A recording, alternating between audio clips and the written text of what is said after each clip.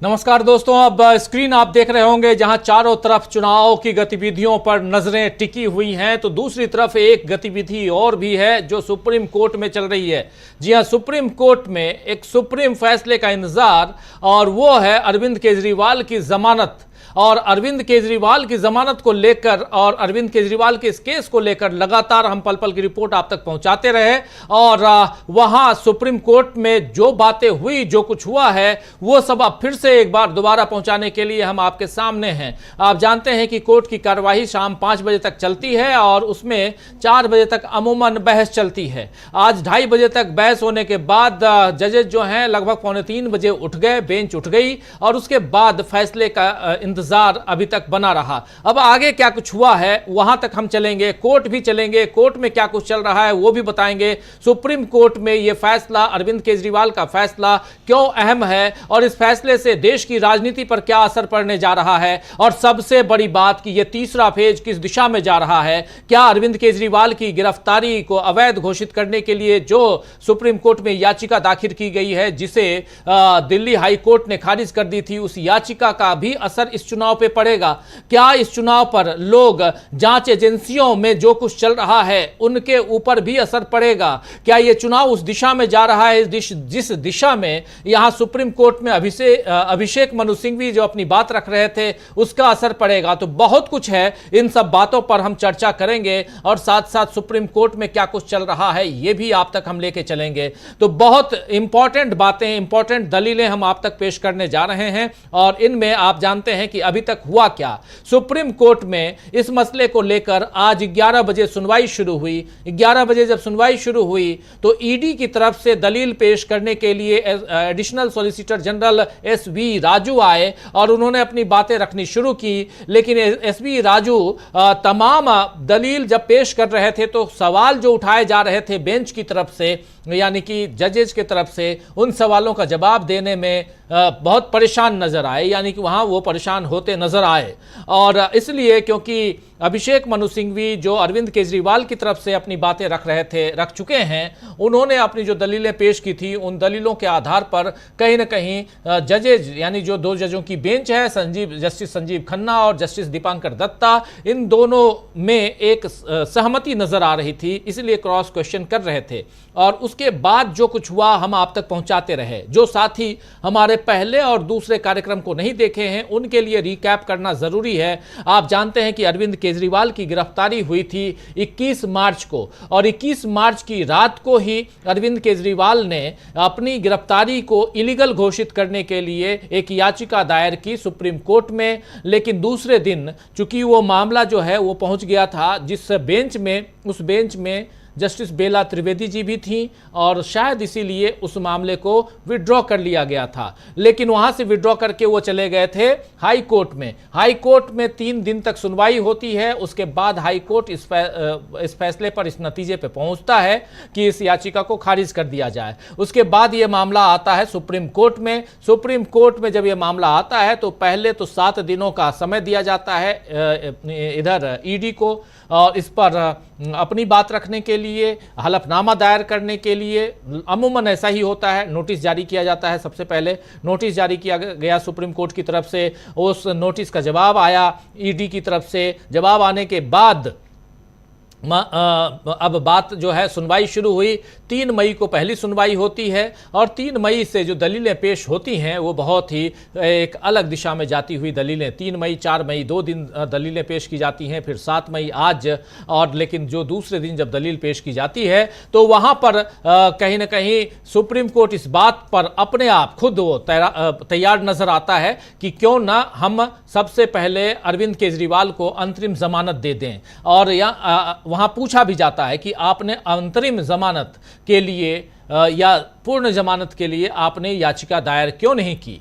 और यहां पर कहा गया कि माय लॉर्ड, अगर याचिका दायर करते तब करते जब हमें यह पता होता कि मेरी गिरफ्तारी जायज है, लेकिन हम ये कह रहे हैं कि हमारी गिरफ्तारी ही अवैध है, गैर कानूनी है, और इसीलिए तो हम आपके पास आए हैं। तो यहां से बात जो है वो शुरू होती है और इसके बाद आगे बढ़ती है। अब यहां पर आज जब 7 तारीख को एक तरफ चुनाव की प्रक्रिया चल रही है, आप स्क्रीन पे देख रहे हैं, और दूसरी तरफ चुनाव की प्रक्रिया के साथ साथ जो सबसे इंपॉर्टेंट चीज है वो अरविंद केजरीवाल के केस की आज शुरुआत होती है। ये मान के चलिए कि दिन भर इस केस पर सुनवाई हुई, लंच के पहले भी, लंच ब्रेक के पहले, लंच ब्रेक के बाद भी। लंच ब्रेक के पहले दलीलें पे दलीलें पेश करने की कोशिश हो रही थी ईडी की तरफ से, लेकिन उस पर जो सवाल दागे जा रहे थे उसमें ईडी फंसता हुआ नजर आ रहा था।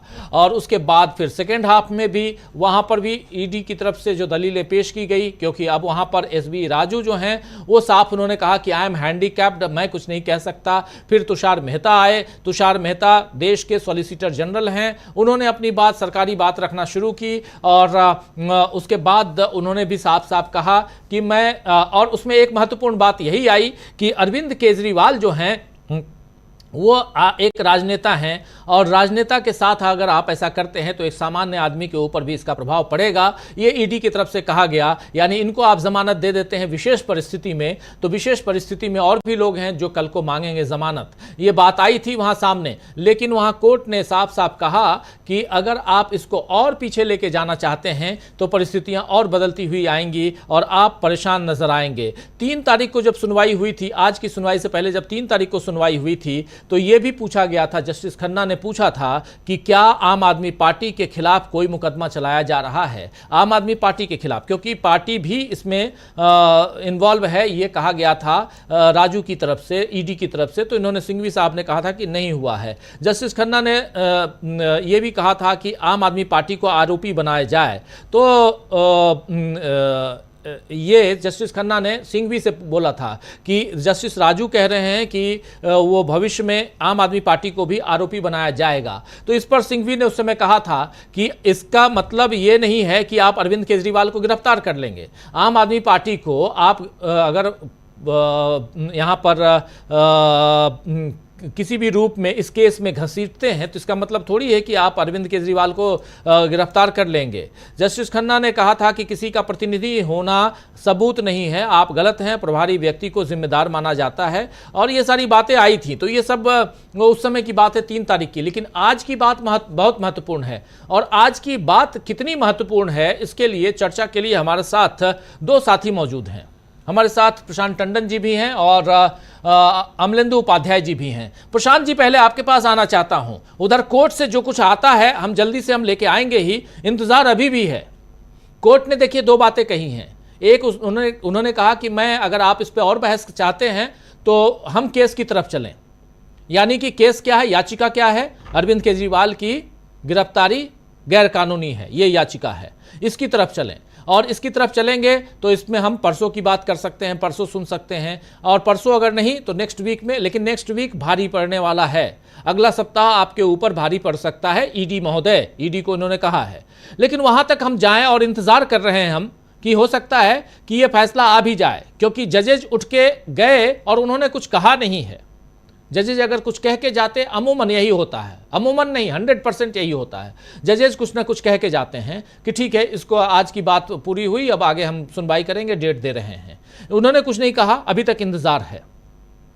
अब यहां पर आपसे जरा समझना चाहता हूं, यह केस कितना इंपॉर्टेंट आज की तारीख में पॉलिटिकल सिनेरियो को देखते हुए, तीसरे फेज का मतदान हो रहा है उसको देखते हुए, इस पर आपकी टिप्पणी तो चाहूंगा। लेकिन उससे पहले आप भी इस पूरे केस को बहुत गंभीरता से फॉलो कर रहे हैं, और इस केस में आपको क्या कुछ दिखाई देता है। एक लंबा अनुभव है सुप्रीम कोर्ट की रिपोर्टिंग करने का आपको, प्रशांत टंडन जी, उस आधार पे भी समझना चाहता हूं कि आखिर चल क्या रहा है। राजीव जी, बहुत निर्णायक दौर में ये केस एंटर कर चुका है, और इस केस में अब जो भी फैसला होगा वो पूरे के पूरे इस केस की बुनियाद को भी प्रभावित कर सकता है। संजय सिंह का केस दूसरा था। संजय सिंह के केस में सुप्रीम कोर्ट ने ये कहा कि हम सेक्शन 45 को कंसीडर करें, यानी जमानत की वो शर्तें कि जब जज ये इस पे संतुष्ट नहीं है कि जो साक्ष्य रखे गए हैं वो कन्विक्शन के लायक हैं, तो उस पर ईडी ने रास्ता बदला, ईडी ने जमानत का विरोध नहीं किया। तो यानी सेक्शन 45 को बिना कंसीडर किए हुए जमानत संजय सिंह को मिल गई कि उसका विरोध नहीं किया। अब ये मामला बहुत अलग है। यहाँ पे गिरफ्तारी के औचित्य को ही चुनौती दी गई है सेक्शन 19 के थ्रू। यानी गिरफ्तार ईडी का अधिकारी तब कर सकता है जब उसके पास पर्याप्त मटेरियल हो गिरफ्तार करने का। अगर कोर्ट इसको सुनेगा तो कहेगा मटेरियल लाओ, क्या था? वो मटेरियल कहां से लाएंगे जो है नहीं, और अगर लाएंगे तो उस पर बहस होगी, उसकी मेरिट और डीमेरिट देखी जाएंगी। तो कोर्ट के सामने एक सवाल है, वो बड़ा पेचीदा सवाल राजीव जी अब आ गया है कि अगर वो अरविंद केजरीवाल की याचिका पर, जिस पर अभिषेक मनु सिंघवी ने कई दिन तक बहस की, उस पर अगर रिलीफ देता है, जमानत देता है, तो ये पूरा केस ही गिर जाएगा, क्योंकि गिरफ्तारी का औचित्य ही गैर कानूनी हो जाएगा। तो कोर्ट इसमें कोई रास्ता हो सकता निकालेगा कि वो भी ना हो और एक अंतरिम जमानत चुनाव को देखते हुए दे दी जाए, क्योंकि अरविंद केजरीवाल एक पॉलिटिकल पार्टी के कन्वीनर भी हैं, इस चुनाव में एक इम्पॉर्टेंट स्टेक होल्डर है, और सुप्रीम कोर्ट ने एक इंडिकेशन भी दिया है, एक संकेत दिया है कि वो जमानत को कंसीडर कर सकते हैं। वो यहाँ तक गए कि जमानत की शर्तों पे भी बात उन्होंने की है। तो यानी कोर्ट ने एक मन तो बनाया है। अब वो अगर अभिषेक मनु सिंघवी की याचिका पर या उनकी बहस पर फैसला करता है तो राजीव जी, वो आज फैसला आए, कल आए, परसों आए, ये केस ही धाराशायी हो जाएगा। और जब ये केस धाराशायी होगा तो सबको रिलीफ मिलेगा। लेकिन मुझे लगता है कि बात वहां तक नहीं जाएगी, कोई ना कोई कोर्ट बीच का रास्ता निकालेगा, यानी जमानत भी देगा और सेक्शन 19 वाला जो पेंडिंग है, वो केस है, याचिका है, उसको खारिज नहीं करेगा, उसको पेंडिंग रखेगा ताकि उस पर बहस हो सके बाद में भी। तो मुझे लगता है कि अभी ये होगा। दूसरा ये कि अगर जमानत मिलती है तो तीसरे चरण तक मोदी जी का और बीजेपी का जो सांस फूल चुकी है, उस पे एक और करारा झटका अगले फेजेस के लिए आएगा। पंजाब में भी चुनाव होने हैं, गुजरात का आज निपट गया जहां आम आदमी पार्टी का कोई स्टेक होल्डर, और सबसे इम्पोर्टेंट दिल्ली के चुनाव होने हैं। और दिल्ली के चुनाव में अरविंद केजरीवाल जब बाहर आएंगे तो उसको बहुत जिसको कहें कि बड़े तौर पे, बड़े तरीके से प्रभावित करेंगे। तो इसका जो राजनीतिक निष्कर्ष होगा वो दिल्ली का होगा, और दिल्ली से संदेश उत्तर प्रदेश में भी जाता है, बिहार में भी जाता है, महाराष्ट्र में भी जाता है, जहां जहां चुनाव होने वहां वहां जाता है। राजीव जी। प्रशांत जी की दिल्ली का चुनाव 25 तारीख को है और पंजाब का चुनाव 1 तारीख को है। 1 तारीख को ही उधर नरेंद्र मोदी का चुनाव भी है, यानी कि वाराणसी में भी चुनाव है। 1 जून की बात कर रहा हूं, उससे पहले 25 मई और 25 मई को दिल्ली में चुनाव है, 20 मई उससे पहले और 13 मई उससे और पहले, और आज 7 मई को तीसरे फेज का मतदान हो रहा है। 7 मई के बाद 13 के बाद 20 के बाद 25 के बाद 1 और उसके बाद 4 को रिजल्ट। सरकार किसकी रहेगी, किसकी जाएगी, ये सब कुछ उस दिन देखेंगे, रिजल्ट वाले दिन। लेकिन आज अरविंद केजरीवाल को क्या जमानत मिल जाती है? क्या अरविंद केजरीवाल की याचिका जो है उसको स्वीकार कर तो लिया गया है, लेकिन उस पर फैसला दे दिया जाता है? क्या अरविंद केजरीवाल की गिरफ्तारी जो है वो गैर कानूनी है, ये सब कुछ अवैध है? ये सारी चीजें, और अब समय जो है वो सामने है, बहुत जल्दी इस सब पर फैसला आएगा। लेकिन सबसे पहले सुप्रीम कोर्ट की तरफ से ही ये कहा गया, माना गया कि हाँ, इन्हें जमानत दे दी जाए, और इसी पर इन्होंने, सुप्रीम कोर्ट ने कहा भी कि आप ईडी को, कि आप इस पर अपनी बात रखना चाहते हैं तो आपको आधे घंटे का समय, पहले उन्होंने 1 बजे तक का समय दिया था, उसके बाद फिर आधे घंटे का समय दिया, उसके बाद बेंच उठकर चली गई, और बेंच गई तो बेंच ने अभी तक कुछ बताया नहीं है। बोला यही जा रहा है कि हो सकता है कि फैसला वेबसाइट पे आ जाए, हो सकता है फैसला अभी 5 बजे तक सुना दिया जाए। और हो सकता है कि इस बात को आगे तक बढ़ा दिया जाए। 5 बजे तक हम सबको भी इंतजार रहेगा। अगर नहीं आता है 5 बजे तक बेंच के जरिए नहीं बात नहीं आती सामने, तो हो सकता है कि ये फैसला वेबसाइट पे आए या परसों इस पर और बात हो। लेकिन परसों जब बात होगी तो कोर्ट ने यह भी कहा है कि परसों जब हम बात करेंगे या अगले हफ्ते बात करेंगे तो ये आपके लिए एक कड़ा दिन होगा, एक भारी दिन होगा, एक परेशान करने वाला समय होगा आने वाला समय ईडी के लिए। अमलेंदु जी, एक कमेंट आपका भी इस पे और ओवरऑल, और यहां से क्या आप देखते हैं कि ये परिस्थिति जो है वो कहीं ना कहीं, जैसे प्रशांत टंडन जी कह रहे थे, ये एक उस दिशा में जाते हुए दिखाई दे रहा है ये केस और इस केस के इर्द गिर्द। इसीलिए अभी जो हम लोग बैठे हैं तो इसके साथ बैठे हैं कि कहां कितने प्रतिशत की वोटिंग हुई है। और पूरे देश में देखिए एक दबाव, देखिए अभी अभी उधर अखिलेश यादव का भी एक ट्वीट आया है और वो ट्वीट बहुत इंपॉर्टेंट है अखिलेश यादव का। उस ट्वीट को पढ़ दूं, फिर अमलेंदु जी आपके पास आ रहा हूं। इसलिए कह रहा हूं कि ये दबाव जो है वो कैसे काम करता है। और ईवीएम पे हम लोगों ने काफ़ी इसी मंच से हम लोगों ने चर्चा की थी। ईवीएम को लेकर जो फैसला आया था, जो डायरेक्टिव आया था, उसमें यह कहा गया था कि जब सील करवाइए तो वहां पर उम्मीदवार रहें, उम्मीदवारों के सामने सील हो। अखिलेश यादव समाजवादी पार्टी के नेता कह रहे हैं कि समाजवादी पार्टी और इंडिया गठबंधन के हर बूथ एजेंट, कार्यकर्ता, प्रत्याशी, पदाधिकारी, समर्थक और जनता से अपील है कि वो सावधान, सतर्क और सचेत रहें और वोटिंग खत्म होने के बाद जब तक ईवीएम सील ना हो जाए, स्ट्रांग रूम तक पहुंच ना जाए, तब तक पूरी मुस्तैदी से चौकन्ना रहें, सब मिलकर डटे रहें। किसी भी गड़बड़ी की आशंका होने पर सबूत के रूप में वीडियो तुरंत भेजें। बूथ रक्षक और संविधान के सिपाही के रूप में अपने वोट की रक्षा के लिए जी जान लगा दें। ये बात कह रहे हैं अखिलेश यादव। आज उन्होंने मतदान भी सावधान भी हैशटैग के साथ में लिख रहे हैं। तो एक अलग परिस्थिति बनते हुए हमारे दोनों साथी प्रशांत टंडन जी और अमलेंदु उपाध्याय जी आप देख रहे हैं। ये यहां पर इसलिए कह रहा हूं कि ये भी संभव अगर हो पा रहा है, आज अखिलेश यादव इस बात को लिख रहे हैं तो सुप्रीम कोर्ट के उस डायरेक्टिव के कारण ही हो रहा है। और एक डायरेक्टिव अगर यहां से आता है और जिसमें यह दिशा निर्देश दिया जाता है कि अरविंद केजरीवाल को अब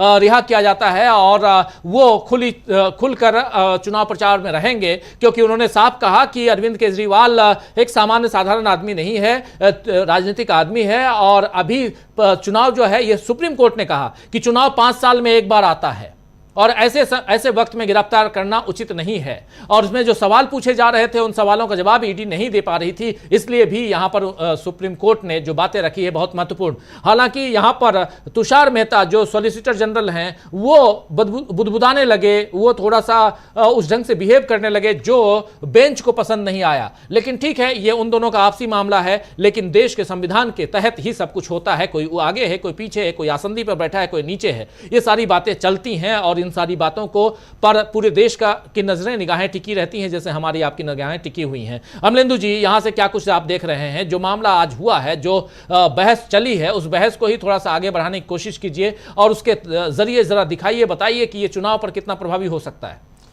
राजीव जी, आज का जो सुनवाई चली है ये चुनाव को काफ़ी ज़्यादा प्रभावित करेगी निश्चित तौर पे।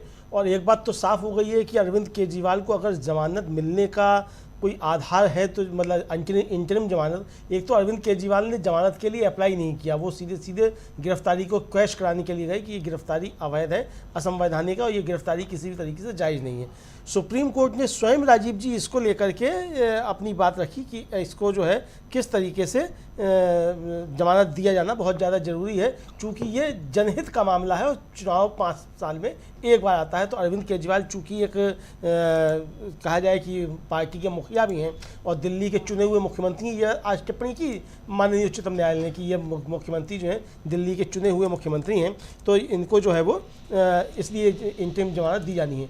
ईडी की तरफ से राजीव जी जब इस पर आपत्तियां दर्ज की गई तो फिर सुप्रीम कोर्ट की तरफ से साफ कहा गया कि अगर आप इसके गुणदोष पे आप बात करेंगे तो हम इस पर बाद में बात करेंगे, फिलहाल हम आपसे बात कर रहे हैं कि आपकी इंटरिम बेल पे क्या आपत्तियां हैं वो आप बताइए, आधे घंटे में आपसे इंटरिम बेल की आपत्ति पे आप बात करेंगे। तो लंच के बाद फिर इंटरिम बेल पे जो आपत्ति थी उस पर जितनी बात की गई, और फिर जब बेंच उठी है तो ये कह के उठी है कि ठीक है हम आपको परसों की डेट देते हैं, और अगर परसों भी मामला ये नहीं निपटेगा तो फिर हम आपको अगले हफ्ते की कोई डेट देंगे, और अगले हफ्ते में फिर ये आपके लिए भारी पड़ जाएगा। यानी कि अब अगले हफ्ते अगर इस पर बात होती है राजीव जी, तो फिर सीधा सीधा मामला इस तरफ जाएगा कि ये गिरफ्तारी कैश होगी, और पूरे प्रकरण की यानी पूरे केस की जो है वो एक तरीके से गुण दोष के आधार पर जांच करेगा सुप्रीम कोर्ट। सुप्रीम कोर्ट ने आज कहा भी, जब ईडी के जो एएसजी राजू थे वो अपनी दलील पेश कर रहे थे, उन्होंने कहा कि आप इधर उधर मत जाइए, मुद्दे पर रहिए, हम ये इसकी जांच कर रहे हैं कि जो गिरफ्तारी की गई है वो धारा 19 जो पीएमएलए एक्ट की है उसके अंतर्गत ये गिरफ्तारी वैध है या अवैध है। आपने गिरफ्तारी की है तो आपके पास इसके क्या सबूत हैं। और फिर ये कहा ईडी से कहा गया कि ये आप ध्यान रखिए कि आप जो है एक पब्लिक प्रोसिक्यूटर हैं, आप एक सरकारी एजेंसी के यहाँ पे वकील हैं, तो आपको ये ध्यान रखना है कि किस तरीके से जो नॉर्म्स हैं जिस कानून के तहत मुकदमा है उसकी आप पूरा नॉर्म्स का पालन करेंगे। तो राजीव जी ये जो बहुत सी चीज़ें आज स्पष्ट हुई वो स्पष्ट ये हुई कि ईडी ने उन नॉर्म्स का पालन नहीं किया जो इस कानून के तहत थी, यानी कि आपने गिरफ्तारी की पीएमएलए एक्ट में, और आप जो थे उस पर सजा दिलाना चाहते हैं या आपने जो उसकी प्रक्रिया वो सीआरपीसी का। तो ये इस खामी की तरफ माननीय सुप्रीम कोर्ट ने ईडी का ध्यान खींचा कि आप आए यहाँ मुकदमा किसी उसमें है और आप जो है या जो तर्क पेश कर रहे हैं वो आप सीआरपीसी कर रहे हैं, सीआरपीसी अलग है, पीएमएलए एक्ट अलग है। तो राजीव जी आज अगर इंटरिम बेल का आदेश आज आ जाता है या परसों भी आता है या रात में अपलोड हो जाता है, निश्चित तौर पे ये भारतीय जनता पार्टी के लिए सीधा सीधा एक ज़बरदस्त तरीके से सेटबैक होगा, चूँकि पूरी तैयारी भारतीय जनता पार्टी की ये थी कि अरविंद केजरीवाल को पूरे चुनाव तक जेल में रखा जाए, बाहर नहीं निकलने दिया जाए, ताकि इंडिया गठबंधन के लिए जहां अरविंद केजरीवाल को काम करना है वहां अरविंद केजरीवाल काम नहीं कर पाए। और ये भारतीय जनता पार्टी का एक तरीके से जो दुष्चक्र है और जिसको वो ईडी के जरिए पूरा करना चाहती थी वो एक तरीके से टूटता हुआ नजर आ रहा है। राजीव जी अगर अरविंद केजरीवाल मान लीजिए कल बाहर आ जाते हैं या परसों बाहर आ जाते हैं, दोनों ही परिस्थितियों में मतलब अगर वो चुनाव के लिए ही सिर्फ बाहर आते हैं या मुकदमा खारिज हो जाता है, उनकी गिरफ्तारी बात घोषित हो जाती है, जो भी फैसला माननीय सुप्रीम कोर्ट का आता है ये सीधे सीधे भारतीय राजनीति को काफ़ी ज़्यादा प्रभावित करेगा। और ख़ासतौर से भारतीय जनता पार्टी जिस तरीके से दुष्चक्र रच रही है विपक्षी दलों के नेताओं को लेकर के, उस पर काफ़ी ज़्यादा प्रभाव डालने वाला होगा। राजीव जी जी बिल्कुल बिल्कुल। सुप्रीम कोर्ट ने जस्टिस खन्ना ने कहा था कि टेंटेटिवली हम ये देखेंगे कि क्या मामला खत्म हो जाता है, टेंटेटिवली अस्थायी तौर पर हम ये देखेंगे कि क्या मामला खत्म हो जाता है। हम आपको परसों की तारीख देंगे। किस मामले के लिए? मामला जो चल रहा है, जो याचिका है उसके लिए, कि ये याचिका भाई इसमें कितनी सुनवाई होगी। याचिका पर ऑलरेडी बातें हो चुकी हैं, अपनी दलील अभिषेक मनु सिंघवी रख चुके हैं, और इसी दौरान यहां सुप्रीम कोर्ट ने कहा कि हम आपको अंतरिम जमानत देने के लिए तैयार हैं। पहला सवाल भी जब 3 मई को शुरुआत हुई थी उस समय भी सुप्रीम कोर्ट ने कहा था कि आपने जमानत की याचिका क्यों नहीं लगाई, क्योंकि उसी समय जब यह सवाल था उसी समय आपको याद होगा, अगर आप में से कोई साथी उस कार्यक्रम को देख रहे होंगे तो हमने भी उसी समय कहा था कि जमानत की याचिका कहने का मतलब यह है कि सुप्रीम कोर्ट ने यह उम्मीद की होगी कि सामने वाला जमानत के लिए आएगा, लेकिन सामने वाला जमानत के लिए नहीं आकर बल्कि अपनी गिरफ्तारी को अवैध घोषित कराने के लिए आया है। और यही बात यहां पर सुप्रीम कोर्ट ने कही भी, और उसके बाद यह कहा कि टाइमिंग, क्योंकि अभिषेक मनु सिंघवी ने कहा था कि मिलॉर्ड यहां मामला जो है न सिर्फ गिरफ्तारी को तो हम इलीगल कह ही रहे हैं, गिरफ्तारी की टाइमिंग को देखिए, क्योंकि जैसे ही चुनाव की घोषणा होती है, 16 तारीख को चुनाव की घोषणा होती है 16 मार्च को, और 21 मार्च को मुझे गिरफ्तार कर लिया जाता है। यह जो बात है ये यहां पर टाइमिंग, तो इस टाइमिंग शब्द को भी सुप्रीम कोर्ट ने पकड़ा और उसी टाइमिंग के आधार पर सुप्रीम कोर्ट ने जमानत के लिए अपनी तरफ से पहल कर दी। जमानत के लिए पहल करना था तो हालांकि पहले अरविंद केजरीवाल ने यानी अभिषेक मनु सिंघवी ने इस पहल को थोड़ा सा किनारे किया। उन्होंने साफ साफ कहा कि मैं जिस काम के लिए आया हूं मैं याचिका दायर करने नहीं जा रहा हूं, लेकिन उसके बाद फिर यहां यह हुआ कि सुप्रीम कोर्ट की यह पहल थी और इस पर अब अरविंद केजरीवाल ने इनकी शर्तों को मान लिया। उसमें शर्तें ये थी, आज जो बात हुई, बहस हुई, उसमें शर्त ये थी कि आप कोई भी आधिकारिक रूप से कहीं सिग्नेचर नहीं करेंगे, कोई काम नहीं करेंगे, ऑफिशियल काम नहीं करेंगे। यहां तक तो सब कुछ ठीक है, मान लिया गया, लेकिन उसके साथ साथ इन्होंने थोड़ा मजाक किया, बोला भी कि व्यंग कर रहा हूं मैं, लेकिन मजाक ये भी किया कि अगर एलजी के पास कोई फाइल जाए और कहें कि नहीं इस पर तो मुख्यमंत्री का सिग्नेचर होना चाहिए, तब क्या करेंगे? खैर, लेकिन उन्होंने कहा कि ये मैं मजाक कर रहा हूं, बट आपकी जो शर्तें हैं वो मानने के लिए तैयार हूं। दूसरी तरफ ईडी की तरफ से जो राजू हैं, वो राजू हैरान परेशान नजर आए। उन्होंने कहा आई एम टोटली हैंडीकैप्ड, अब मैं क्या करूं, कुछ नहीं कर सकता। फिर तुषार मेहता आए, वो बड़बड़ाने लगे, वो सीधे जस्टिस खन्ना और जस्टिस दत्ता पे ही बड़बड़ाने लगे। जस्टिस खन्ना ने नाराजगी प्रकट की, उन्होंने साफ साफ कहा कि आप इस ढंग से व्यवहार नहीं कर सकते हैं। उसके बाद उन्होंने कुछ दलीलें देने की कोशिश की तुषार मेहता जिस ढंग से वहां बिहेव कर रहे थे वो कहीं ना कहीं लग रहा था कि आसंदी का अपमान हो सकता है। लेकिन यहां बात चूंकि ओपन कोर्ट है और चीजें दिखाई देती हैं दोस्तों, इसलिए अब चूंकि क्लोज डोर कोर्ट तो है नहीं, हमारे साथी प्रशांत टंडन जी बहुत अच्छी तरह से बताएंगे, तो हम समीक्षा भी कर सकते हैं ओपन वे में, क्योंकि कोर्ट इज ओपन और ये साफ साफ कहा गया है कि व्हेन कोर्ट इज ओपन तो उसमें आप ओपनली चर्चा भी कर सकते हैं किसी का अपमान किए बिना। तो यहां पे जो बात है प्रशांत टंडन जी, जरा आपसे समझना चाहता हूं कि एक हड़बड़ाहट दिखाई दे रही है ईडी की, और जितनी आपने भी देखा, पूरा फॉलो किया है, जितनी भी बातें, जितनी भी दलीलें ईडी की तरफ से रखी गई हैं और जितने क्रॉस क्वेश्चंस किए गए जस्टिस खन्ना और जस्टिस दत्ता की तरफ से, वहां लड़खड़ाती हुई ईडी दिखाई देती है। और ईडी से जब पूछा जाता है कि आप, और बार बार कोर्ट कहता है कि आप सेक्शन 19 के इर्द गिर्द रहिए, हम आपसे पूछ रहे हैं कि क्या आपने सेक्शन 19 के तहत गिरफ्तार किया है, पीएमएलए एक्ट के तहत, तो वो लेके जाते हैं सीआरपीसी की धारा 41 के तहत, कहते हैं कि आपने क्या सेक्शन 50 के तहत गिरफ्तार किया है, तो वो लेके जाते हैं सीआरपीसी की धारा 164 के तहत।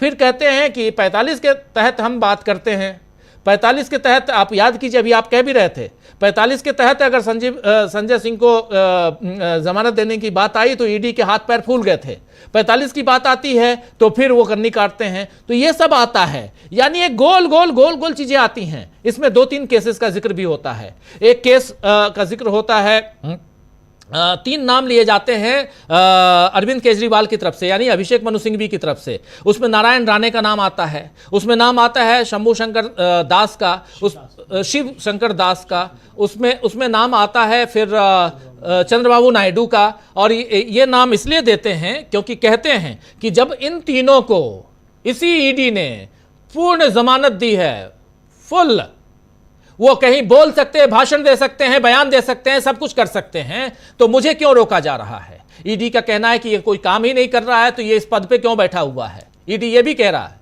कि इनके पास कोई पोर्टफोलियो नहीं है, फिर भी एक मंत्री पद लेकर बैठा हुआ है, इनको इस्तीफा देना चाहिए। यानी वो कहीं ना कहीं वहां से भी उतारना चाह रहे हैं एमएलए रहते हुए। एमएलए क्यों है ये भी ईडी की तरफ से कहा जा रहा है। तो अरविंद केजरीवाल को घेरने की कोशिश, लेकिन एक झल्लाहट दिखाई देती है ईडी की तरफ से, और ईडी कहीं ना कहीं फंसा हुआ। ईडी एक बात और कहता है शुरुआत में, ये कि 100 करोड़ का 1100 करोड़ हो गया। सुप्रीम कोर्ट ने बोला आप केस तो लेके आए थे 100 करोड़ का, अब 1100 करोड़ कैसे हो गया। तो उन्होंने कहा कि इतने दिन में वो 1100 करोड़ बन गया, तो बन गया 1100 करोड़। तो वो उन्होंने कहा कि जुर्म 1100 करोड़ पे नहीं होगा, चलेगा, जो केस चलेगा वो 100 करोड़ पे चलेगा, वो 1100 करोड़ पे नहीं चलेगा। चलिए ये बात भी किनारे हो गई। फिर बात आती है अपनी दलीलों में कि वो गोवा चुनाव के समय 7 स्टार होटल में ठहरा था, इसलिए ये पैसा जो है वो अवैध पैसा है। क्या एक मुख्यमंत्री 7 स्टार होटल में नहीं ठहरता है क्या, सवाल तो पूछा जाएगा। तो ऐसे बहुत सारी चीजें हैं। प्रशांत टंडन जी, जरा आपसे समझना चाहता हूं कि ये सब चीजें पॉइंट इसलिए रख रहा था क्योंकि ये सारी दलीलें आज की हैं, ईडी की दलीलें और सुप्रीम कोर्ट में जो जज हैं उनकी बातें, इन सब बातों को मिलाइए, मिक्स मैच कीजिए तो क्या कुछ आपको दिखाई देता है, और यहां से ये चुनाव कितना इस पर प्रभावित होता हुआ दिखाई देता है।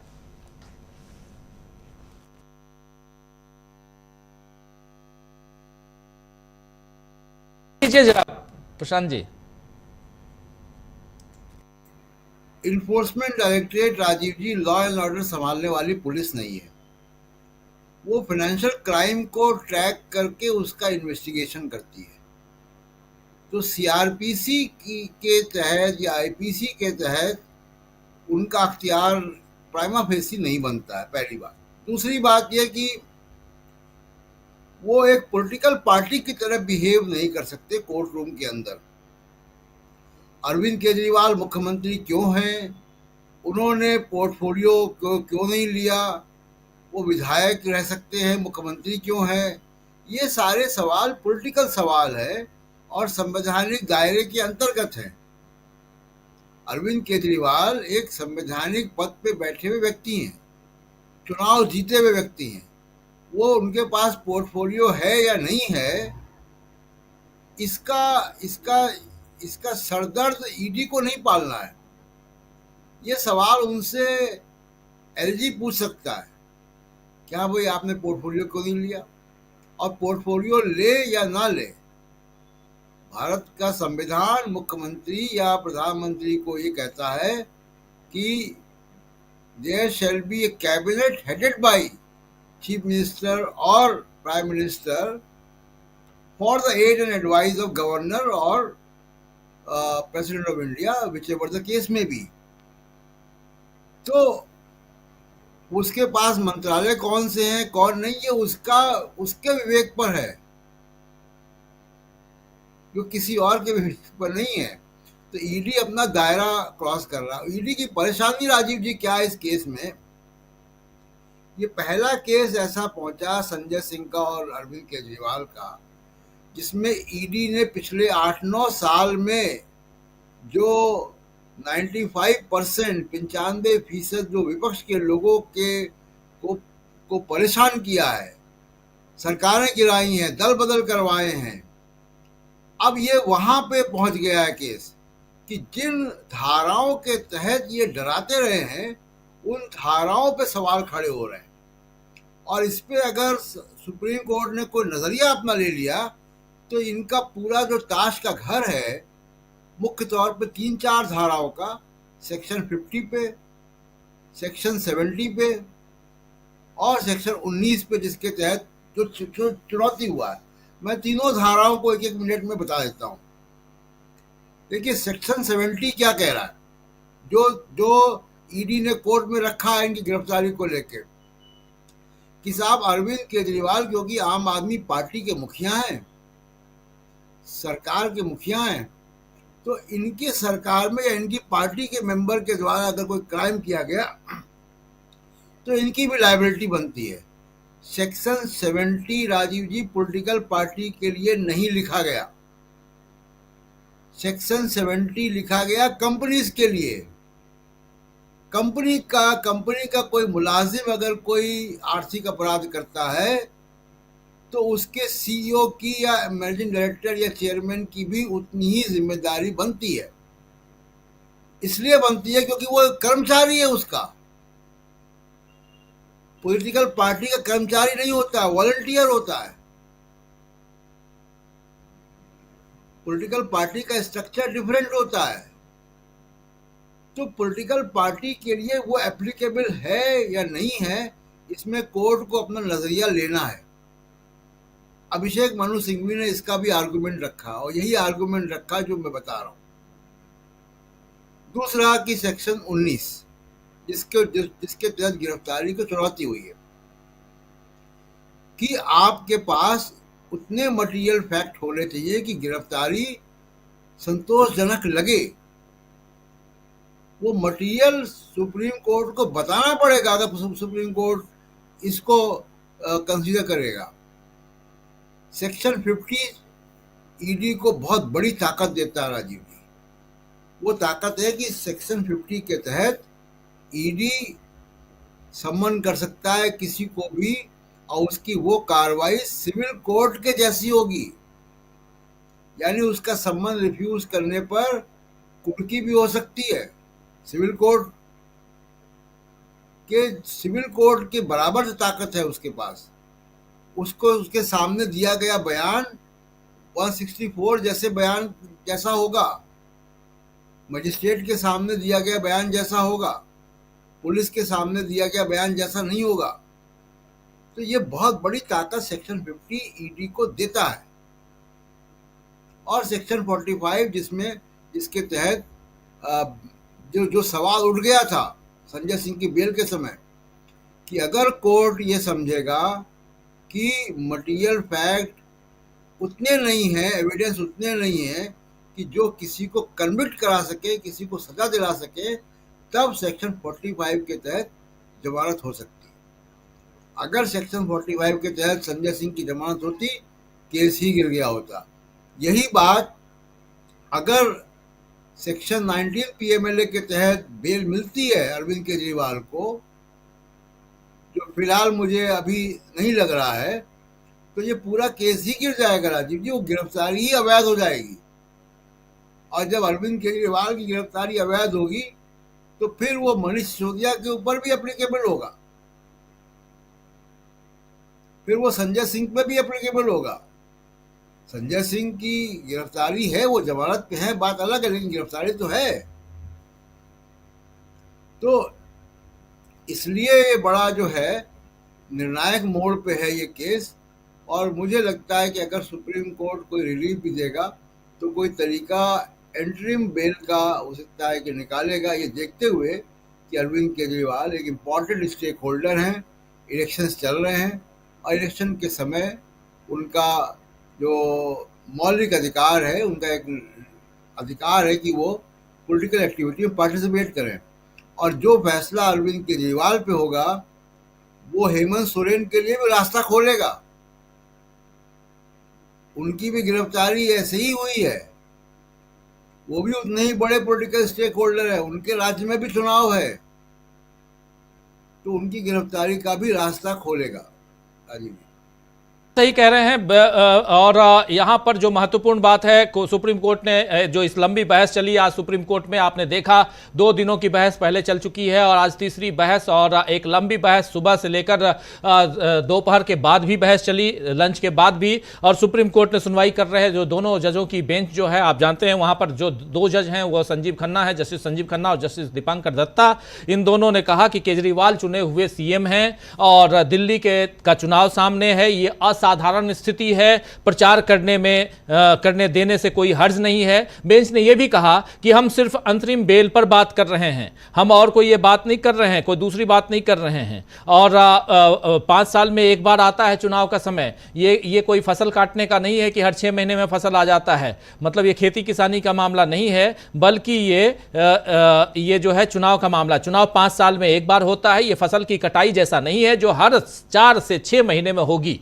तो इसीलिए फसल कटाई के लिए नहीं, बल्कि हम चुनाव के लिए इनको छोड़ना चाहते हैं, अंतरिम जमानत देना चाहते हैं। और इस पर अपनी बात रखते हुए फिर वहां पूछा गया अभिषेक मनु सिंघवी से, और जो पूछा गया कि क्या अरविंद केजरीवाल सीएम ऑफिस में बैठेंगे, उपस्थित होंगे, फाइलों पर हस्ताक्षर करेंगे और अंतरिम जमानत पर रिहा होने के बाद दूसरों को क्या वो डायरेक्टिव देंगे, निर्देश देंगे, डायरेक्शन देंगे। तो इस पर अभिषेक मनु सिंघवी ने कहा कि केजरीवाल आबकारी मामलों से नहीं निपटेंगे, वो एक मौजूदा मुख्यमंत्री हैं, उनके पास आबकारी मामले का वो की फाइल नहीं है। यहाँ जो क्वेश्चन था कि अगर कहीं ऐसा ना हो कि आबकारी मामला जो है जिस केस में वो फंसे हुए हैं उस केस में वो चले जाए, उस केस में कुछ और फाइल साइन कर दें, तो इन्होंने साफ साफ कह दिया कि हम वो उससे नहीं निपटेंगे। तो इस पर पीठ ने कहा कि अगर आम आदमी पार्टी के चीफ को रिहा करने का फैसला किया जाता है तो ये हम बहुत स्पष्ट हैं कि हम नहीं चाहते कि केजरीवाल आधिकारिक कर्तव्यों का पालन करें, क्योंकि इसका व्यापक प्रभाव पड़ सकता है।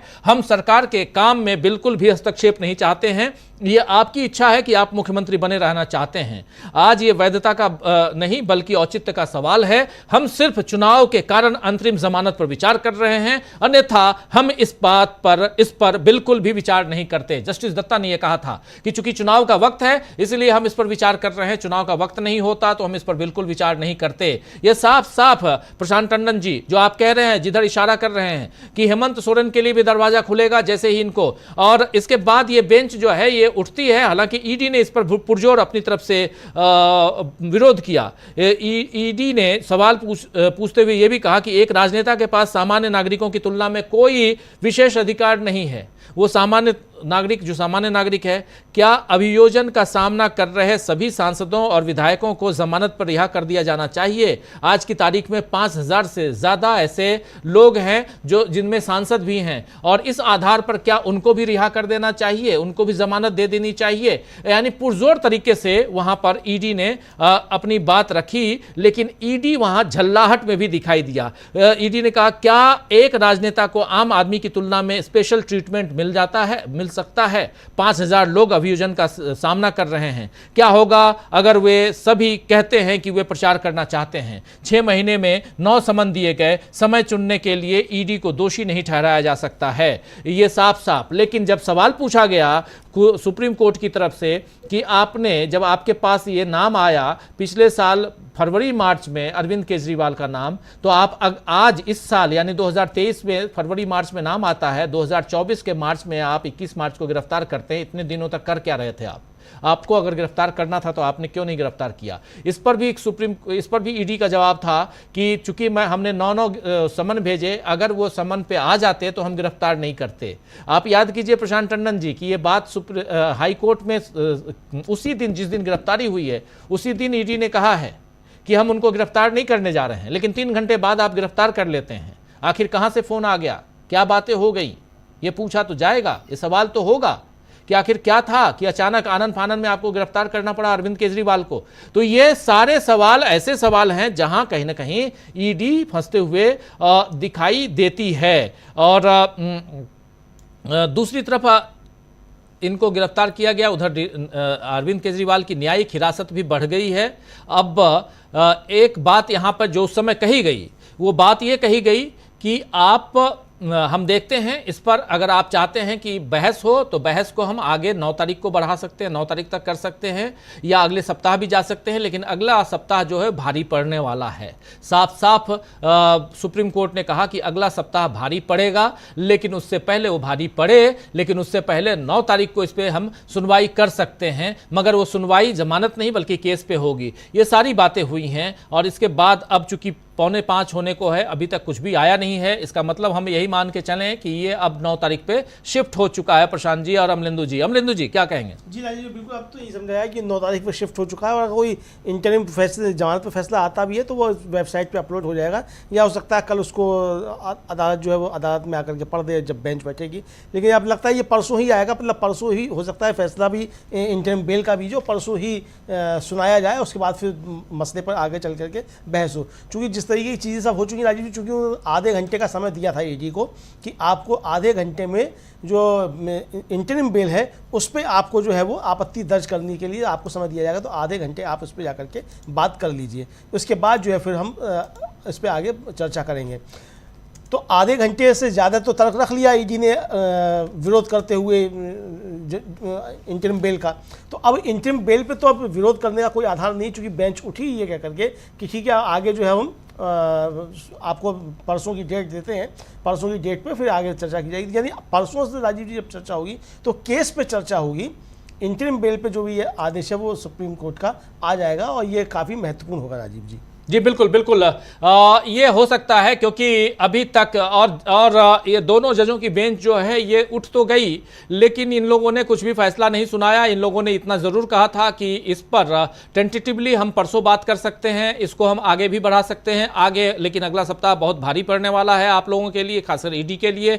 और उसके अलावा अभी जो बात है इस बात को हम आगे बढ़ा सकते हैं, लेकिन बात इनकी गिरफ्तारी की है अवैध रूप से, यानी कि इलीगल घोषित करने के लिए जो अरविंद केजरीवाल सुप्रीम कोर्ट पहुंचे हैं। तो एक बहुत ही अलग फ्रेम में ये चुनाव के वक्त ये केस दिखाई दे रहा है, और ये साफ दिख रहा है कि सुप्रीम कोर्ट ये मान के चल रहा है कि हमको अरविंद केजरीवाल को जमानत पे रिहा करना है।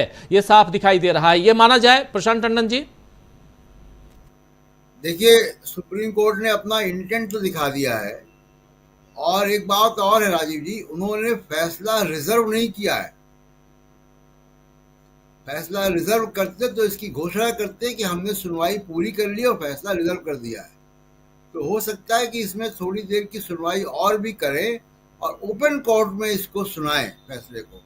इस तरीके के फैसले राजीव जी, जमानत देने के फैसले ओपन कोर्ट में ज़्यादा होते हैं आमतौर पे, और ये ओपन कोर्ट में ही सुनाया जाएगा, चाहे वो आज हो या कल हो या परसों हो। एक बात। दूसरी बात तो जो ईडी ये कह रहा है कि 5000 लोग अंदर हैं, एमपी हैं, एमएलए हैं, वो सब भी इसी की नज़ीर जो है वो लगाएंगे, सबको रिलीफ मिल जाएगा, सबको छोड़ दें क्या? ये इन्फोर्समेंट डायरेक्टरेट सुप्रीम कोर्ट को ये बता रहा है कि सुप्रीम कोर्ट के जज काम कैसे करें। आप याद कीजिए कि संजय सिंह की जमानत के फैसले पर सुप्रीम कोर्ट ने बहुत स्पेसिफिक लिखा है कि ये इस तरीके के किसी और दूसरे मामले के लिए नज़ीर नहीं है, ये स्टैंड अलोन फैसला है, सिर्फ संजय सिंह के केस में एप्लीकेबल है। वरना कोर्ट तो कोर्ट ऑफ रिकॉर्ड है सुप्रीम कोर्ट। सुप्रीम कोर्ट का फैसला देश का कानून है। लेकिन वो बहुत स्पेसिफिक तौर पे जजेस ने कहा कि ये फैसला किसी और पे अप्लीकेबल नहीं होगा। तो जज को आप बता रहे हो कि फैसला कैसे करे? जज को अगर ये करना होगा तो वो करेगा। और इसलिए अगर जो ईडी की परेशानी है कि सुप्रीम कोर्ट अब वहां पे एंट्री ले रहा है जहां पे पार्लियामेंट को आना चाहिए था, कि इस तरीके के कानूनों में सेफगार्ड होना चाहिए, मानवाधिकारों का सेफगार्ड होना चाहिए, मिसयूज का, कि अधिकारी मिसयूज ना करें। बहुत सारे सीआरपीसी में ऐसे सेक्शन हैं जो कि सेफगार्ड देते हैं नागरिकों को। जैसे मान लीजिए कि एक सेक्शन 319 है सीआरपीसी में, वो ये मान के चलते हैं कि पुलिस ने किसी ना किसी अक्यूज को बचा लिया होगा, तो वो मैजिस्ट्रेट को पावर देता है कि स्पेशल सर्कमस्टांसेस में अगर सबूत हैं तो मैजिस्ट्रेट जज किसी नए व्यक्ति को भी अक्यूज बना सकता है जिसको पुलिस ने नहीं बनाया। ये इसलिए सेफगार्ड होते हैं राजीव जी कि अदालतें या पार्लियामेंट जब ये कानून बनते हैं तो ये मान के चलते हैं कि सत्ताधारी पक्ष, एग्जीक्यूटिव, सरकारी अफसर कानून का दुरुपयोग करेंगे, उसमें करप्शन होगा, भ्रष्टाचार होगा, भाई भतीजावाद होगा। तो इसलिए वो जो सेफगार्ड पीएमएलए एक्ट में नहीं आए, अब सुप्रीम कोर्ट उन सेफगार्ड की तरफ जा रहा है। और अगर उसने सेक्शन 19 में, सेक्शन 45 में, सेक्शन 70 में अगर कोई स्पेसिफिक डिफाइन कर दिया कि उसकी डेफिनेशन ये है कि पॉलिटिकल पार्टी सेक्शन 70 के दायरे में नहीं आती, तो ईडी का तो पूरा जो ताश का घर है वो गिर जाएगा। इसलिए ईडी परेशान है और ये केस बड़े जिसको कहें कि रोचक तरफ दिशा में चला गया है। और मुझको अभी भी ये लगता है कि सुप्रीम कोर्ट हो सकता है केजरीवाल को जमानत दे, लेकिन सेक्शन 19 के तहत गिरफ्तारी को जो चुनौती दी गई है उस केस को बंद ना करे, उसको खारिज ना करे, वो केस को खुला रखे आगे के आर्गुमेंट के लिए। राजीव जी बिल्कुल बिल्कुल, ये ऐसा ही नहीं, यही चल भी रहा है, यही चल रहा है प्रशांत टंडन जी।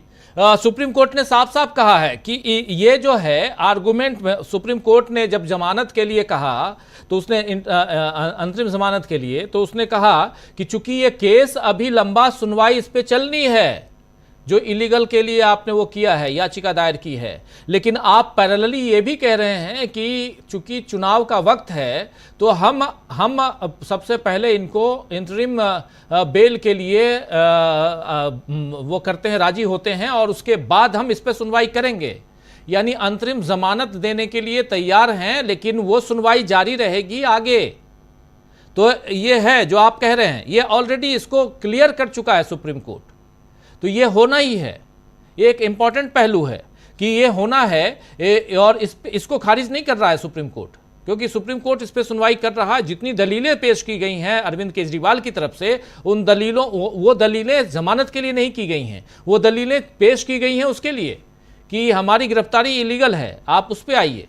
तो अभी वो तो होना ही है, वो एक इंपॉर्टेंट पहलू है जो आप कह भी रहे हैं, और बिल्कुल हो सकता नहीं, बिल्कुल है ऐसा ही, और ये उसी दिशा में जाता हुआ दिखाई दे रहा है। तो चुनाव पे ये प्रभाव पड़ता हुआ भी दिखाई देगा। और चूंकि हम लोग देख रहे हैं कि 3 बजे तक की जो पोलिंग हुई है, अब 5 बजने को है, 5 बजे के आंकड़े 5:30-6 बजे तक आएंगे, लेकिन 3 बजे तक की पोलिंग देश में 50.71% की हुई है, लगभग 51% कह लें। लेकिन ये पोलिंग जो है वो स्टैंडर्ड वाली नहीं है जिसकी उम्मीद होनी चाहिए इस देश के नागरिकों से, और लोग निकल नहीं रहे हैं। क्यों नहीं निकल रहे हैं, एक बड़ा सवाल है। लेकिन इस बीच एक विजुअल दिखाना ज़रूर चाहता हूं, और वो आया है वहाँ से, गुजरात से, और शक्ति सिंह गोहिल, उन्होंने जब वो गए एक पोलिंग बूथ पे, तो उस पोलिंग बूथ पर मज़ेदार तथ्य ये है कि वहाँ का जो बीएलओ है वो एक पेन का इस्तेमाल कर रहा है और वो पेन भाजपा का है, भाजपा के निशान का है, कमल छाप का पेन है और बीएलओ वहाँ पर उसका इस्तेमाल कर रहा है, तो काफ़ी नाराज़गी जताते हैं। आइए ज़रा उसको देख लेते। ये देखिए जो विजुअल है, ज़रा फुल स्क्रीन ला सकते हैं तो ले आइए, ये इंपॉर्टेंट है और इसको कैसे ऑडियो के साथ ज़रा ले आइए। ના બેસે ને આ પેનમાં છે સિમ્બોલ ને ફોટો લાવો આ છે તો તમારું ધ્યાન નથી જતું બૂથમાં સિમ્બોલ સાથે બેસે છે પ્રિસાઇડિંગ ઓફિસર તરીકે આપની ફરજ નથી આવતી કે આ પેન લઈને પ્રિસાઇડિંગ ઓફિસર છો અને સિમ્બોલ સાથે ભારતીય જનતા પાર્ટીના કેમ બેસી શકે આપની જવાબદારી નહોતી આ અત્યાર સુધી ચાલે શું જુઓ હું ઇલેક્શન કમિશન ઓફ ઇન્ડિયાને અને ઇલેક્શન કમિશનને કહું છું કે તમામ ગુજરાતના બૂથો પર આ વસ્તુનું ધ્યાન રાખવામાં આવે આ સિમ્બોલ સાથે ભારતીય જનતા પાર્ટીના પોલિંગ એજન્ટો બેસે તમામ જગ્યાએ તો ઇલેક્શન કમિશન ઓફ ઇન્ડિયા અને ગુજરાતનું ચૂંટણી કમિશન શું કરી રહ્યું છે શું આ જ રીતે ચૂંટણીની ધાંધલી ચલાવવાની છે તમારે કોંગ્રેસ માટે નિયમો અને ભારતીય જનતા પાર્ટી માટે કોઈ નિયમો નથી કઈ પ્રકારની આ પ્રક્રિયા લોકશાહી આજ સુધી દુનિયામાં આપણી વખાણી છે આ ધંધા કરવાના છે। तो सुन रहे थे आप ये कि क्या कर रहा है इलेक्शन कमीशन, क्या और सवाल ये भी है कि क्या इलेक्शन कमीशन इतना गरीब है कि पेन तक नहीं दे पा रहा है। एक बड़ा सवाल है प्रशांत जी कि पेन भी आपको भाजपा से मांगना पड़ रहा है और ये दिशा देख लीजिए किस दिशा में जाता हुआ। तो ये सब कुछ है। एक और तस्वीर, एक और विजुअल दिखाना चाहता हूँ, वो सोनिया गांधी, उनकी अपील, जरा सोनिया गांधी को भी सुनते हैं इस चुनाव को लेकर उन्होंने क्या कुछ कहा है, ये भी सुन लीजिए।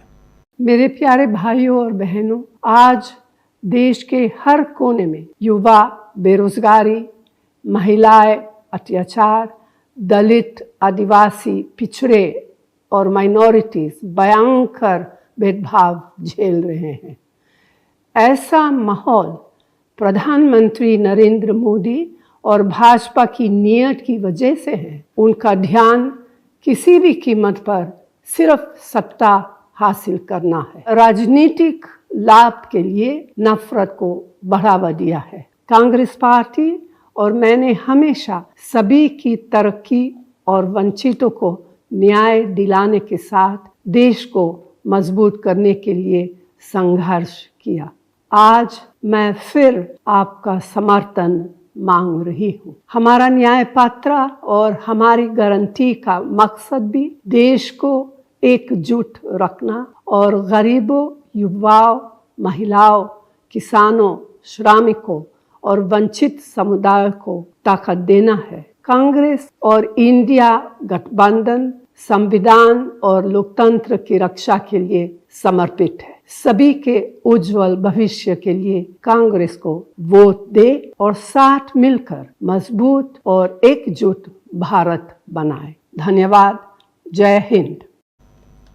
तो अभी आप सुन रहे थे सोनिया गांधी अपील कर रही हैं कि सभी मिलकर इंडिया गठबंधन और कांग्रेस दोनों को मजबूत करें और एक मजबूत भारत बनाने की कोशिश करें। वोट दीजिए और संविधान बचाने की बात, लोकतंत्र बचाने की बात, ये तमाम बातें यहाँ हो रही हैं। उधर प्रधानमंत्री नरेंद्र मोदी आज आग बबूला थे, बहुत ज़्यादा नाराज़ थे। नाराज़गी क्यों थी? क्योंकि वो सीधे अपनी नाराज़गी लालू प्रसाद यादव पर दिखा रहे थे और लालू प्रसाद यादव के लिए उन्होंने जो बातें कही हैं वो बड़ी इम्पॉर्टेंट हैं। लालू प्रसाद यादव के लिए प्रधानमंत्री नरेंद्र मोदी कह रहे हैं कि जो चारा खाने के कारण जेल में है, पशुओं का चारा खा गए और जिसे सुप्रीम कोर्ट ने सज़ा दी, उनकी बेशर्मी देखो, अभी ज़मानत पर हैं, गुनाहगार और कैदी है। जेल जाने वालों के घर तो अपनी बेटी ब्याहने से भी लोग डरते हैं। ऐसे लोग कह रहे हैं कि मुसलमानों को पूरा आरक्षण मिलना चाहिए, यानी मुसलमानों का आरक्षण की जब बात आई कि आरक्षण खत्म कर देंगे तो ये आरक्षण खत्म कर देंगे और मुसलमानों को देंगे यहाँ। यानी कि एक तरफ आप भगवान की इसी गुजरात में भगवान की राम जी की तस्वीर लगे हुए आप कई बूथ पे देख रहे होंगे और दूसरी तरफ आज नरेंद्र मोदी जब मध्य प्रदेश में हैं तो मुसलमानों का नाम लेकर वोट मांग रहे हैं। तो ये दो तस्वीरें हैं प्रशांत टंडन जी, ये बहुत इंपॉर्टेंट दोनों तस्वीरें, प्रधानमंत्री नरेंद्र मोदी और दूसरी तरफ सोनिया गांधी इन सब बातों से इतर अपनी बात जो रख रही हैं उसमें सीधी सीधी बात कह रही हैं कि संविधान को बचाने के लिए, इस लोकतंत्र को बचाने के लिए और हमें यानी कांग्रेस पार्टी को और इंडिया गठबंधन को मजबूत करें। राजीव जी, ये तो मनोवैज्ञानिकों का काम है इस बात को समझना कि कोई व्यक्ति सरेआम झूठ भी बोलता है और मंदिर में जाके नतमस्तक भी है भगवान के आगे। ये क्या मानसिकता होती होगी? ये ऐसी कौन सी मानसिकता है कि जो, मैं ये नहीं कह रहा हूँ कि जनता को या अदालत को या कानून को या इलेक्शन कमीशन को आप धता बता दें, लेकिन आप भगवान से भी अगर नहीं डर रहे हैं तो ये बहुत अलग तरीके की मानसिकता होगी। ये किसी मनोवैज्ञानिक का काम है इस बात को समझना कि इतना झूठ। दूसरा, जहाँ तक लालू प्रसाद यादव का मामला है, सब जानते हैं उनके ऊपर मामले चले, क्यों चले, उसके बड़े सारे राजनीतिक कारण हैं। उसका एक बड़ा कारण तो ये भी है कि राजीव जी हिंदी भाषी क्षेत्र में से लेकर असम तक बीजेपी ने अपना मुख्यमंत्री बना दिया, महाराष्ट्र तक में अपना मुख्यमंत्री बना लिया, उत्तर प्रदेश, छत्तीसगढ़, राजस्थान, सब जगह बीजेपी के मुख्यमंत्री बन चुके हैं, झारखंड, छत्तीसगढ़। बिहार एक ऐसा राज्य है जहां पे बीजेपी अपने जन्म से लेकर अभी तक एक भी मुख्यमंत्री अपना नहीं बना पाई। दूसरी पार्टियों के मुख्यमंत्रियों, दूसरी पार्टी के नेताओं को समर्थन दिया, सरकार में पीछे से पार्टिसिपेट किया, अपनी पार्टी का मुख्यमंत्री बीजेपी बिहार में आज तक नहीं बना पाई। और उसका श्रेय अगर किसी को जाता है तो लालू प्रसाद यादव को जाता है। तो लालू प्रसाद यादव के खिलाफ ये टीस जो है समझी जा सकती है। आडवाणी जी जब रथ लेके निकले थे अयोध्या के लिए तो उनकी गिरफ्तारी भी लालू प्रसाद यादव ने की थी बिहार में।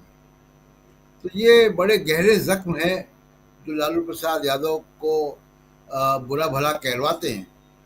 तो दूसरा कि देखिए, जो पोलिंग परसेंटेज की बात है, वो पोलिंग परसेंटेज पिछले 2019 में इन्हीं तीसरे फेज में 67% हुआ था, 67%।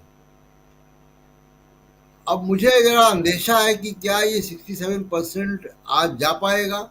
मुझे लग रहा है कि नहीं जा पाएगा। तो इतनी कोशिश की थाली बजाते हुए जाए पोलिंग बूथ पे और इतना हिंदू मुसलमान कर दिया मोदी जी ने 3 फेज तक, लेकिन अपने कार्यकर्ताओं को या अपने समर्थकों को वो अगर कामयाब हो जाते पोलिंग बूथ तक ले जाने में तो ये पोलिंग परसेंटेज आज बढ़ता। तो उत्तर प्रदेश में, बिहार में या गुजरात में तमाम जगह पे पोलिंग परसेंटेज के लक्षण वही दिखाई दे रहे हैं जो पहले 2 फेज के थे। पश्चिम बंगाल में ज़्यादा है तो वहाँ पे पारंपरिक ढंग से ज़्यादा रहता है, लेकिन और जगह नहीं बढ़ा है। और फिर वो दिखाई दे रहा है, जब मैं डेटा देखता हूँ विधानसभा सेगमेंट वाइज, तो जो ग्रामीण अंचल की विधानसभाएं हैं वहाँ पोलिंग परसेंटेज ज़्यादा है, जो शहरी अंचल की विधानसभाएं हैं वहाँ पे पोलिंग परसेंटेज काफ़ी कम है, 5, 6, 8% तक फर्क है।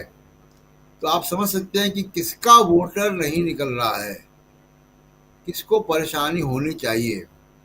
और ये पूरा जो 10 दिन का समय था, ये मोदी जी ने अमेठी में गंवा दिया, स्मृति ईरानी पे गंवा दिया, फिर एक बार हिंदू मुसलमान करने में गंवा दिया, कोर इश्यूज को एड्रेस नहीं किया।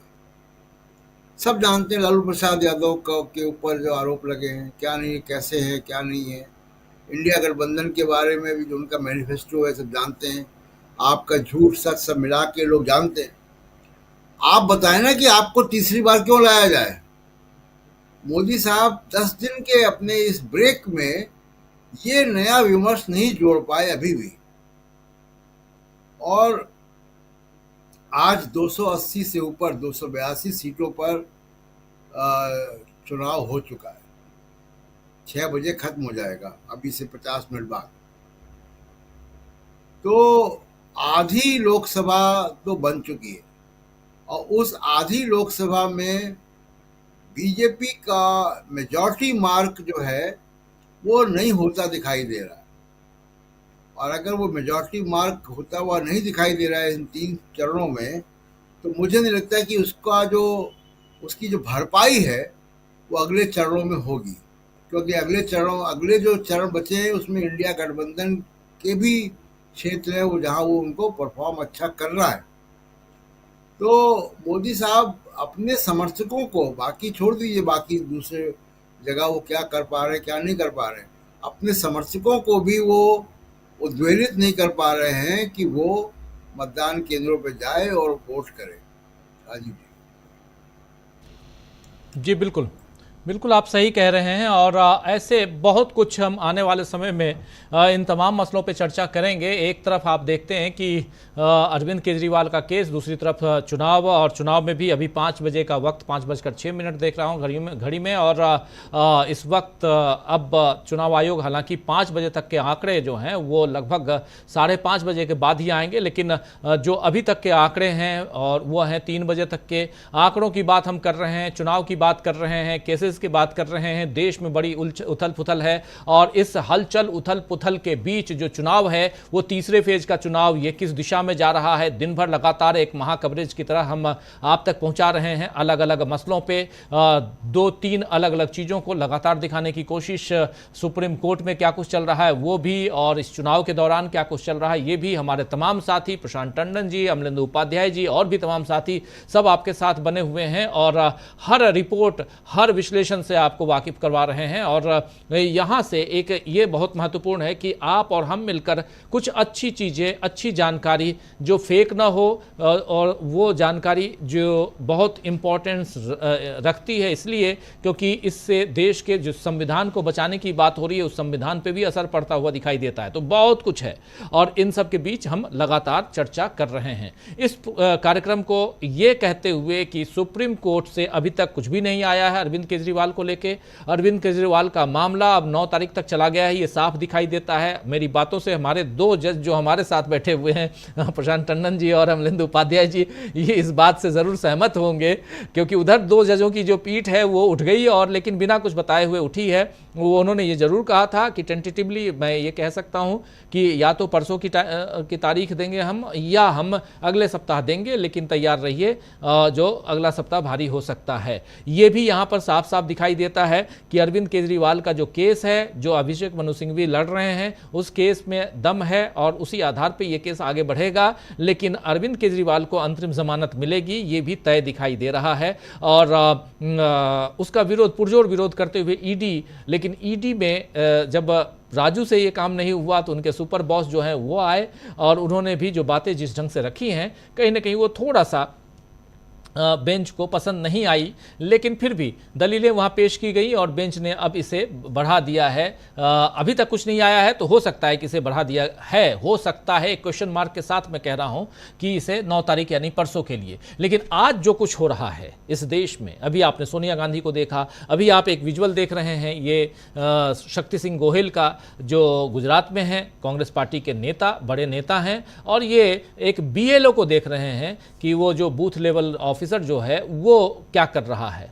वो बूथ का जो ऑफिसर है वो बीजेपी के पेन से वहाँ पेन इस्तेमाल कर रहा है और इस पर नाराज़गी होनी भी चाहिए, क्योंकि आप उस पर मार्क लगा हुआ, कमल छाप बना हुआ और उस पेन का इस्तेमाल नहीं कर सकते हैं, लेकिन हो रहा है। ये गुजरात है, सब कुछ होगा। गुजरात में संभव असंभव कुछ भी नहीं कह सकते कि नहीं हो सकता, लेकिन इन सब पर निगाहें टिकी हुई हैं। 5:45 बजे 5:45 पर आगे के कार्यक्रम के लिए हमारे साथ जुड़िए और 7 बजे मैं आपके साथ हाजिर होता हूं। हर दिन हमारे तमाम साथी जुड़ते हैं, प्रशांत टंडन जी भी जुड़ते हैं, अमलेंदु उपाध्याय जी जुड़ते हैं, दीपक पाचपोर जी जुड़ते हैं और तमाम साथी जुड़ते हैं जो अपनी बात विचार रखते हैं। तो 5:45 बजे फिर से जुड़ेंगे हम और आप तक पहुंचाएंगे कि देश भर में चल क्या रहा है, चुनाव कैसा रहा और इस चुनाव को आगे कैसे बढ़ा रहा है यहाँ का मतदाता, यानी यहाँ की जनता कैसे इस चुनाव को देख रही है। जनता चुपचाप साइलेंट मोड में आखिर क्यों चली गई है, इन सब पे चर्चा हम करेंगे। शाम 7 बजे भी करेंगे और अभी तो लगभग 45 मिनट बाद, 40 मिनट बाद ज़रूर होगी चर्चा। तो एक छोटा सा ब्रेक लेता हूँ। बहुत बहुत शुक्रिया अदा करता हूँ प्रशांत टंडन जी और अमलेंदु उपाध्याय जी, और बहुत शुक्रिया आप तमाम दोस्तों, साथी, शुभचिंतक आप सबका भी। एक ब्रेक के बाद फिर मिलते हैं। नमस्कार।